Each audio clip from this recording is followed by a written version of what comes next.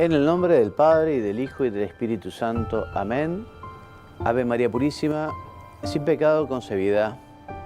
Amigos de la tele, nuevamente juntos con nuestros temas de fe católica, comentando las enseñanzas del Catecismo de la Iglesia Católica que nos regaló el Papa San Juan Pablo II.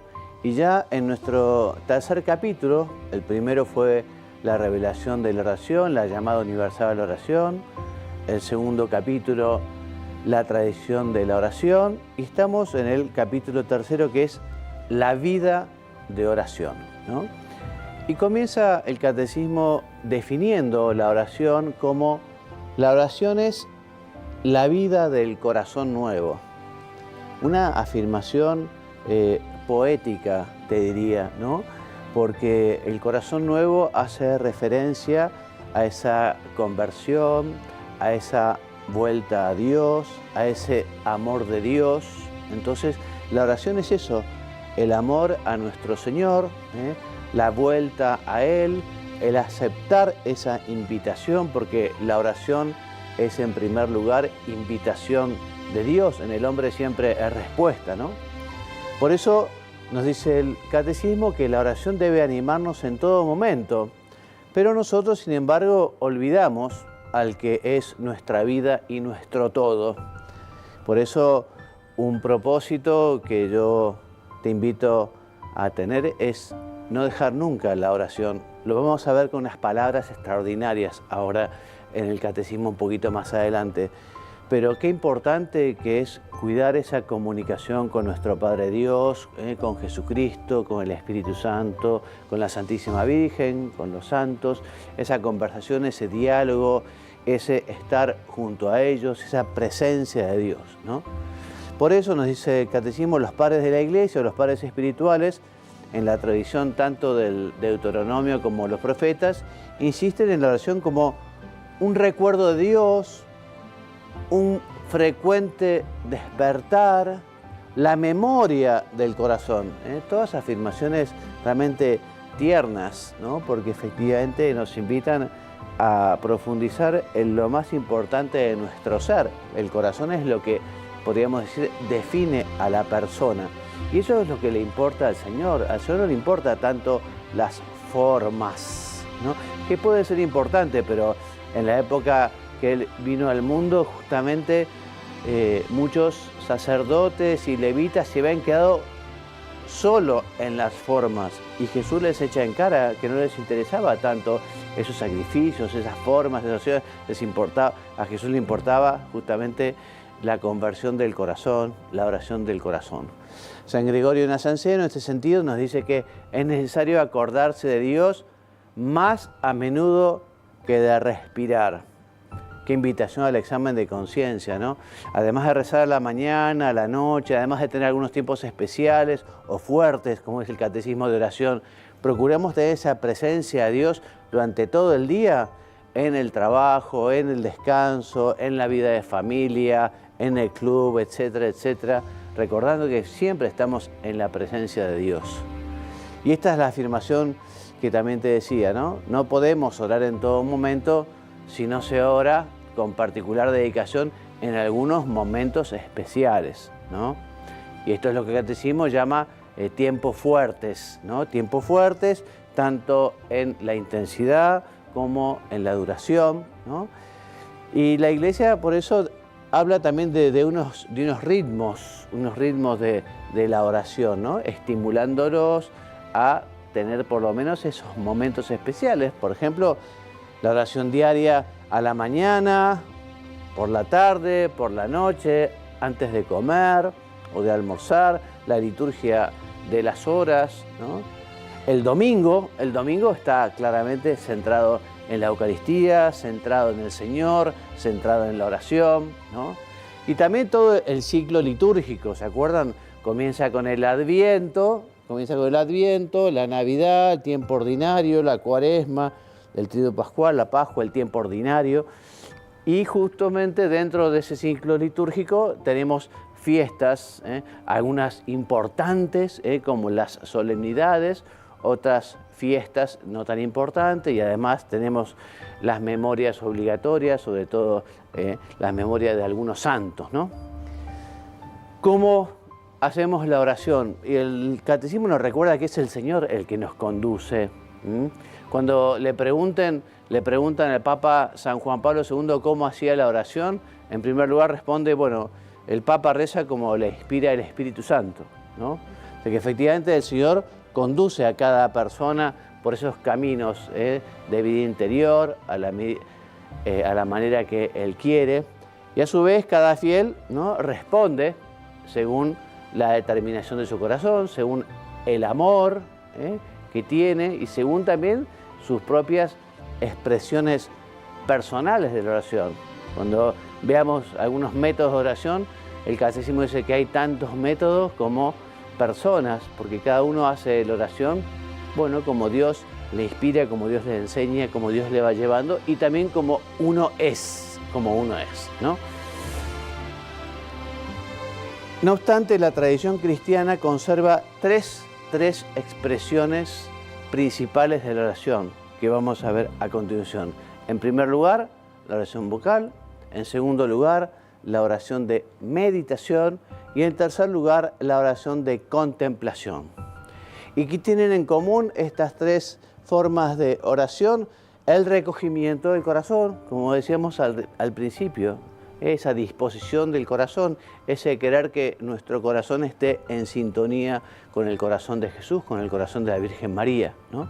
Entonces, esta invitación, estas tres expresiones, podemos llamarlas, o el catecismo le llama, tiempos fuertes de la vida de oración. Y a continuación comienza justamente a explicar estas tres expresiones de la oración en el artículo primero, y la primera es la oración vocal, ¿no? Entonces nos dice el catecismo que Dios se quiere comunicar al hombre con su palabra. O sea, Dios habla al hombre con su palabra. Y también el hombre habla con Dios con sus palabras, mentales o vocales. Pero así manifestamos nuestra oración, porque nosotros somos cuerpo y alma, entonces nuestra naturaleza humana nos invita a rezar como somos. No somos una entelequia, no somos solo espíritu, tenemos sentido y además nuestra manera de comunicarnos es de esta manera con las personas, ¿no?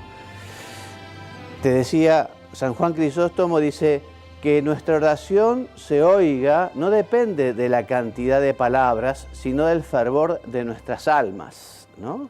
Porque efectivamente acá se trata de la cercanía y del amor a Dios. ¿Te acordás aquella comparación, aquella parábola de Jesús de los dos que fueron a rezar, ¿no? Uno era publicano y estaba en primera fila, orgulloso, Señor, te doy gracias porque pago los impuestos del eneldo y del comino y además no soy como este miserable, que era el segundo que estaba atrás, al fondo, ¿no? Un publicano que no se animaba a levantar la cabeza y pedía perdón por sus pecados. Bueno, el sacerdote, el fariseo, no hizo oración, hizo un monólogo, no se comunicó con Dios, él fue y habló consigo mismo, ¿no? Y le faltó tremenda humildad y tremenda caridad, ¿no?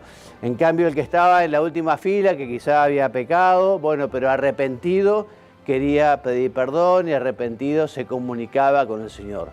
Por eso no son tan importantes las palabras, sino justamente el fervor de nuestras almas, el fervor de nuestro corazón, ¿no? La oración vocal es un elemento indispensable en la vida cristiana.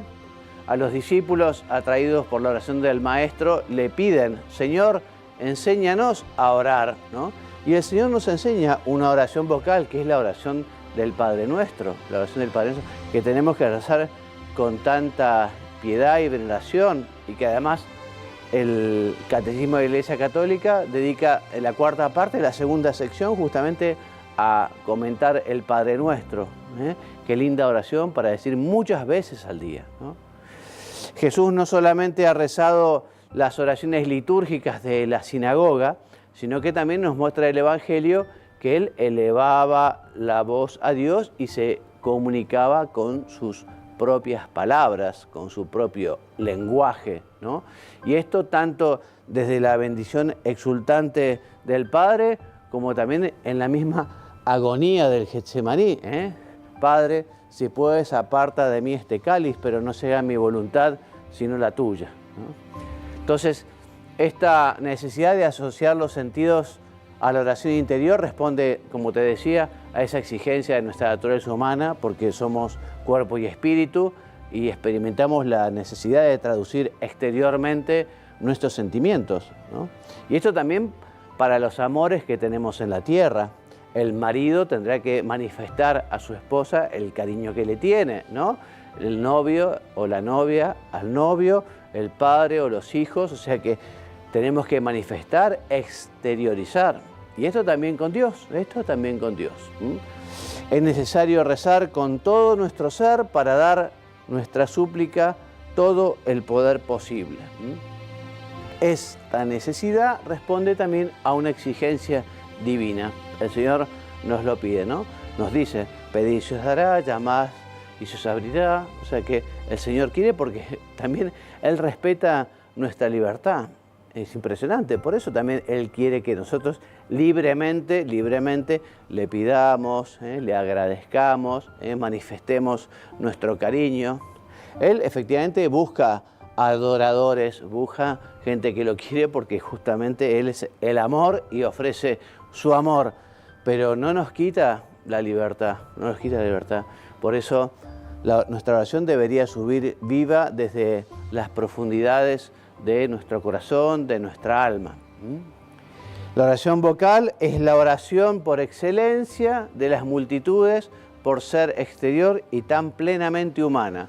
Pero incluso la más interior de las oraciones no podría prescindir de la oración vocal, que como te decía, muchas veces es en voz alta, a veces en voz baja, a veces aprovechando un texto litúrgico o una oración ya como el Padre Nuestro, la María, el Gloria, pero nosotros nos manifestamos, ¿no? De esta manera, así nos comunicamos. Dice Santa Teresa de Jesús, la oración se hace interior en la medida en que tomamos conciencia de aquel a quien hablamos. Tomar conciencia de que estamos junto a Dios, que Él es nuestro Padre, que está cerca, que nos quiere, que Jesús nos redimió, que es nuestro hermano, que el Espíritu Santo nos santifica, que el Espíritu Santo nos alcanza la gracia para parecernos a Jesucristo. Entonces, la oración vocal se convierte en una primera forma de oración de contemplación, ¿no? Que ya vamos a ver qué es. La meditación. Meditar es sobre todo una búsqueda.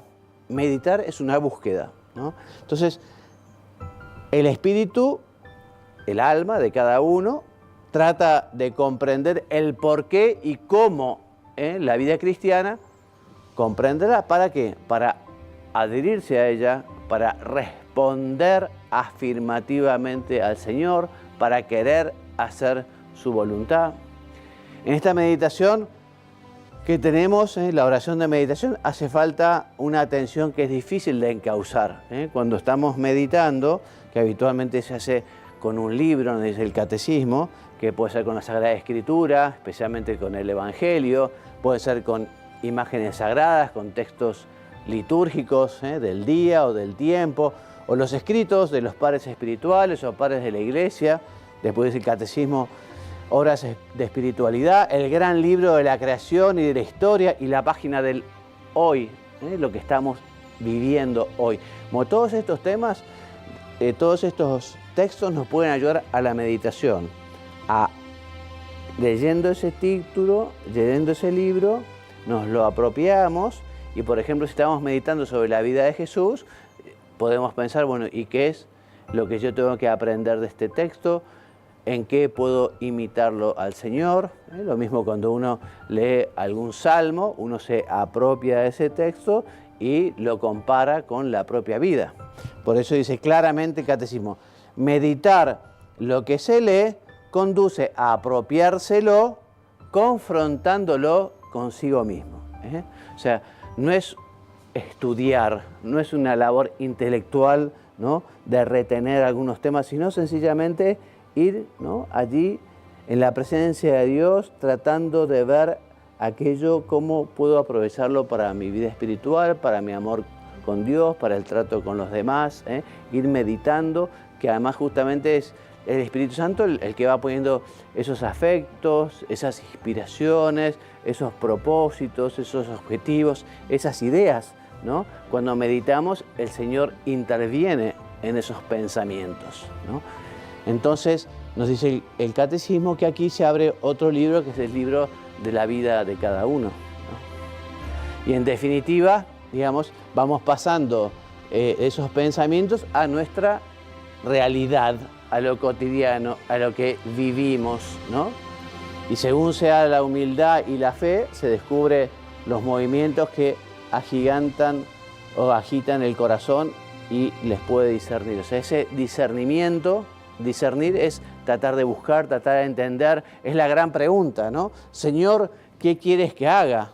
Señor, ¿cuál es tu voluntad? Cuando recemos en el Padre Nuestro, hágase tu voluntad en la tierra como en el cielo, pensamos, bueno, ¿cuál es tu voluntad, Señor, para mí? ¿Qué es lo que yo tengo que hacer? ¿A qué estoy llamado a realizar? Vamos a dejar aquí, vamos a ir al corte y seguimos en unos pocos minutos.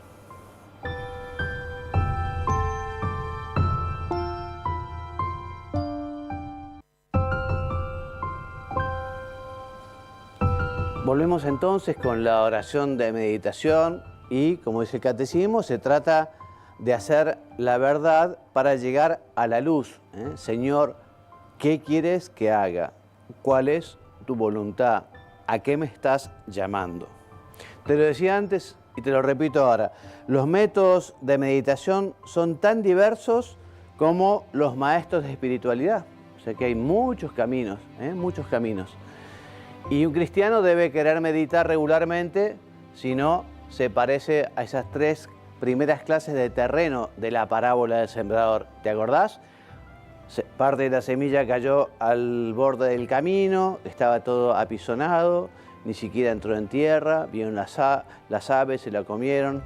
Otra parte cayó en un lugar pedregoso, ¿no? Y por eso la plantita creció, pero no pudo tener raíces, no pudo profundizar y se secó. Y otra parte de la semilla cayó sobre lugares llenos de yuyos, de pajonales, y aquello creció, pero no dio fruto, no dio fruto. Así que es muy necesario para dar fruto hacer oración, ¿no? Santa Teresa decía unas palabras muy fuertes que decía, el que no hace oración no necesita un demonio que lo tiente, ¿no? Porque efectivamente quien no hace oración está muy debilitado espiritualmente, ¿no? Nosotros tenemos que alimentar nuestra alma con la oración, con la Eucaristía, con la confesión, con la gracia, justamente para poder vivir una vida cristiana, que no es tan sencillo, ¿no? Un método no es más que una guía, ¿no? Lo importante es avanzar, como lo va llevando a uno el Espíritu Santo, y tratando de ver cuál es ese camino para llegar a Jesús. Que además Jesús él mismo se autoproclamó, se autodenominó, se llamó a sí mismo, yo soy el camino. El Espíritu Santo nos lleva a Jesús, nos lleva por ese camino al Padre. En la meditación hacemos intervenir el pensamiento, la imaginación, la emoción, el deseo, ¿no?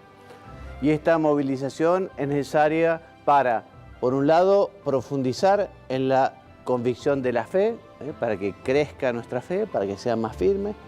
También es necesaria para suscitar la conversión del corazón, para volver a Dios, sobre todo si nos hemos apartado por el pecado. Y también para fortalecer la voluntad de seguir a nuestro Señor. La oración cristiana se aplica preferentemente a meditar los misterios de Cristo, los misterios de su vida. Qué importante que es meditar el Evangelio, cuando nos ayuda a veces algunos textos que nos ayudan a entender mejor esas páginas del Evangelio, esas enseñanzas del Señor, ¿no? Por ejemplo, también ayuda mucho la Lectio Divina, la meditación de la palabra, o el Rosario, que es una oración vocal en la que contemplamos justamente los misterios de la vida de Jesús. Esta forma de reflexión orante es de gran valor, pero la oración cristiana debe ir más lejos, debe ir hacia el conocimiento del amor del Señor Jesús, a la unión con Él. O sea que el amor nos tiene que llevar al Señor y a poder comprender y conocer cuánto nos ama. Como le dijo aquella buena mujer que estaba junto al pozo, si conocieras el don de Dios, ¿no? Nosotros si conociéramos el amor de Dios, qué contentos estaríamos, cuánto mejor nos comportaríamos, cuánto más rezaríamos. 3. La oración de contemplación. ¿Qué es esta oración? Santa Teresa responde, no es otra cosa, oración mental, a mi parecer, sino tratar de amistad, estando muchas veces tratando a solas con quien sabemos que nos ama, ¿no? O sea, es una oración de amistad tan profunda, ¿no? Estar junto al Señor compartiendo nuestra vida, digamos, ¿no? Lo que tenemos en el alma, nuestros proyectos, nuestras alegrías, nuestras tristezas, nuestros propósitos, ¿no? La contemplación busca al amado de mi alma, esto es, a Jesús y en Él al Padre.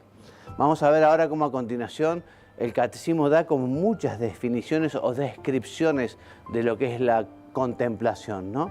Entonces, por un lado dice que en la contemplación se puede también meditar, pero se trata de mirar a Jesús, ¿no? Centrar la mirada en el Señor. La elección del tiempo y del lugar, la elección del tiempo o de la duración, bueno, dependerá de cada uno, ¿no?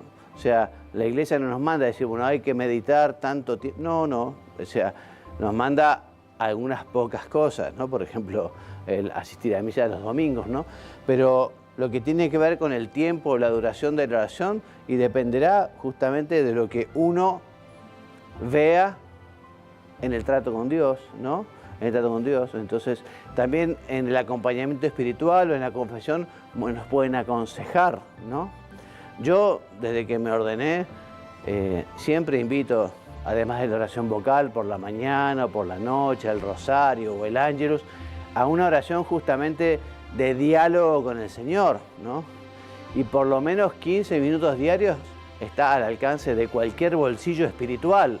Hasta los niños pueden estar 15 minutos hablando con Jesús, contándole lo que pasó en ese día, las cosas que salieron bien, las cosas que se vieron mal, qué propósitos nos para el día siguiente, rezar por la iglesia, rezar por el Papa, rezar por los enfermos.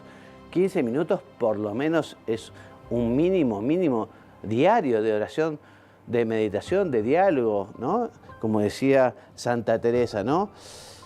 Oración mental, estar o tratar de amistad estando muchas veces a solas con Jesús. Entonces tenemos que estar a solas con Jesús diariamente, 15 minutos, 20 minutos, media hora, en fin, cada uno verá, ¿no? Cada uno lo meditará, lo pensará, le preguntará al Señor, ¿no?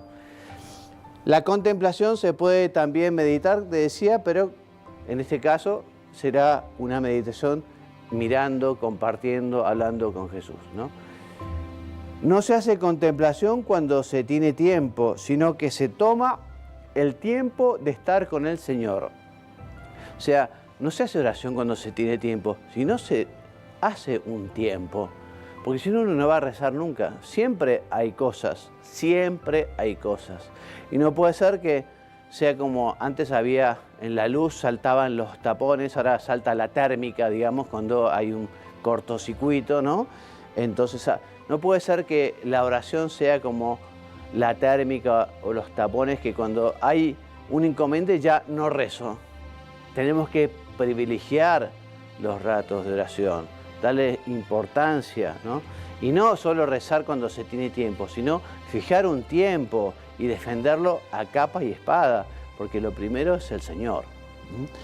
También no se puede meditar en todo momento, pero sí se puede entrar siempre en contemplación, independientemente de las condiciones de salud, trabajo o afectividad. Todo el mundo puede rezar, todo el mundo puede hablar con Dios. No hace falta ser una persona superdotada, no hace falta estar en perfecto estado de salud, ¿no? Todos podemos rezar, todos podemos meditar, todos podemos estar en sintonía conversando con el Señor. El corazón, lo decimos una vez más, es el lugar de la búsqueda y del encuentro en la pobreza y en la fe. La entrada en la contemplación es análoga a la liturgia eucarística. ¿Por qué?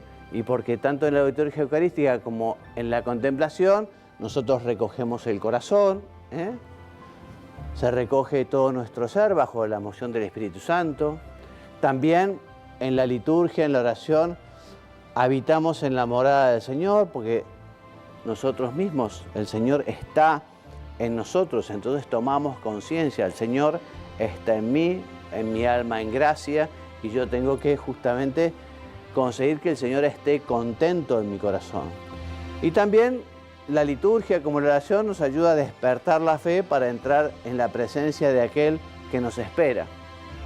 Y hace que caigan nuestras máscaras, porque justamente si es verdadera oración, no va a haber falsedad, no va a haber engaño.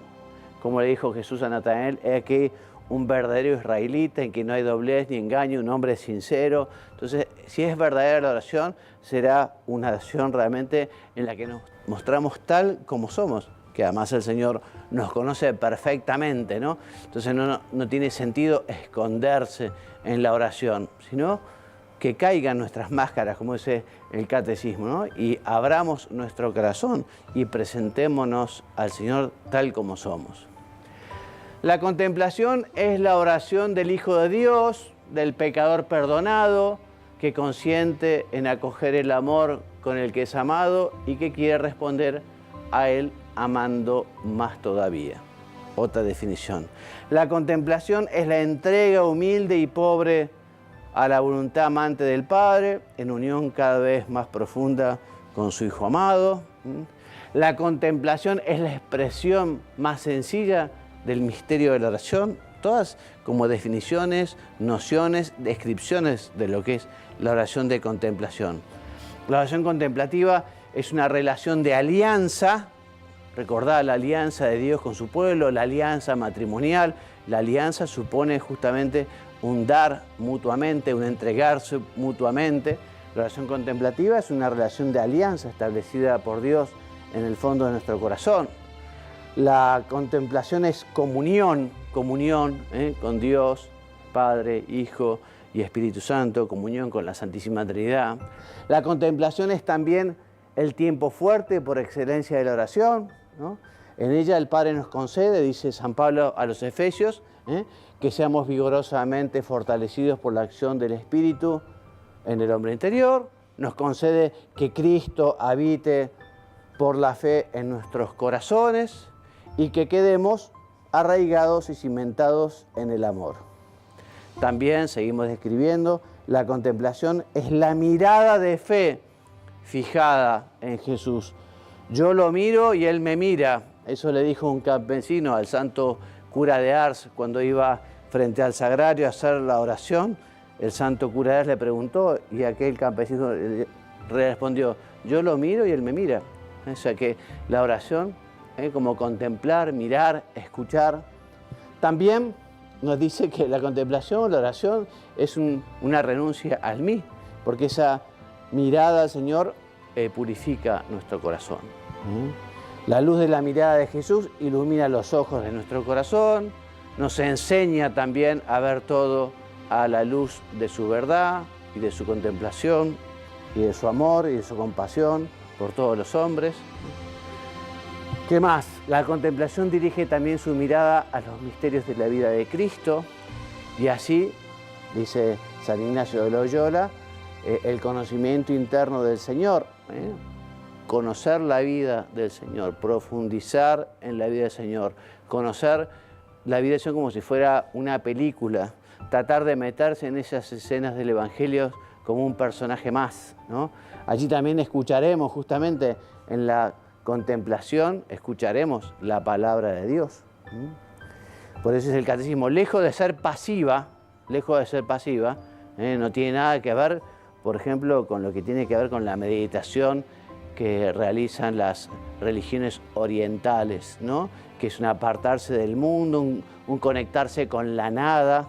No tiene absolutamente nada que ver esa oración, esa meditación. Nosotros meditamos y nos contactamos, nos unimos con el Señor, lejos de ser algo pasivo, sino que justamente ahí buscamos conocer la voluntad de Dios, buscamos obedecer lo que el Señor nos quiera decir, acogemos incondicionalmente lo que el Señor nos quiere decir, nos adherimos a la voluntad del Padre, ¿no?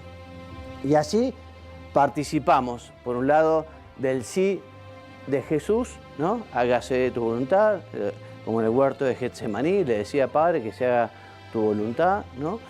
Y el fiat de María, el hágase que dijo la Santísima Virgen. Otra definición o descripción, la contemplación es silencio, este símbolo del mundo venidero, de lo que viene. Recordemos, estamos de paso, somos peregrinos, estamos llamados a una vida eterna, ¿no? Estamos llamados a un amor silencioso, nos dice San Juan de la Cruz, ¿no? Estas palabras en la oración contemplativa no son discursos grandilocuentes, prosopopélicos, sino un diálogo normal, dice el Catecismo, son como ramitas que alimentan el fuego del amor. En este silencio que es insoportable para el hombre exterior, o sea, para el hombre que no quiere escuchar a Dios, que no quiere tener vida espiritual. Hay gente que tiene como unas anteojeras, ¿no? Y que va por la vida así porque sabe el día que haga silencio, su conciencia le va a reclamar que está viviendo conforme a un buen cristiano o a una buena persona, ¿no? Hay gente que le parece algo insoportable el silencio, ¿no? Entonces, justamente en el silencio, que puede ser en medio del ruido también, porque en medio del ruido, en medio de la calle, uno puede tener ese silencio interior, ¿no? Aunque estén con un martillo neumático en la calle, con un batifondo terrible, uno puede tener ese silencio interior que se comunica con el Padre, que a su vez nos lleva a Jesús en el Espíritu Santo.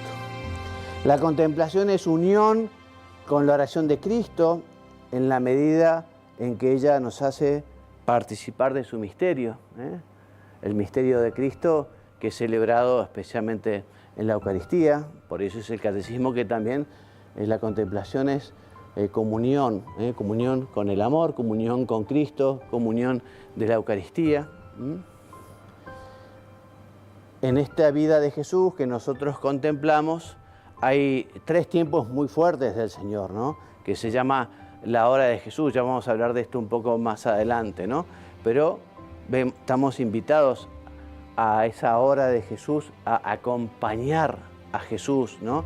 No como los que se durmieron, los apóstoles Pedro y Santiago y Juan, y Jesús les dice, ¿no pudisteis velar conmigo una hora? ¿No pudiste velar conmigo, San Mateo? Bueno, esto nos puede estar diciendo, ay, ¿no podés hacer un rato de oración y charlar conmigo todos los días un ratito? Te lo dejo para meditar. La semana que viene continuaremos con el resumen que hace el Catecismo de estos temas que hemos visto. Me despido enviándoles la bendición, que Dios los bendiga y los haga muy santos. Amén.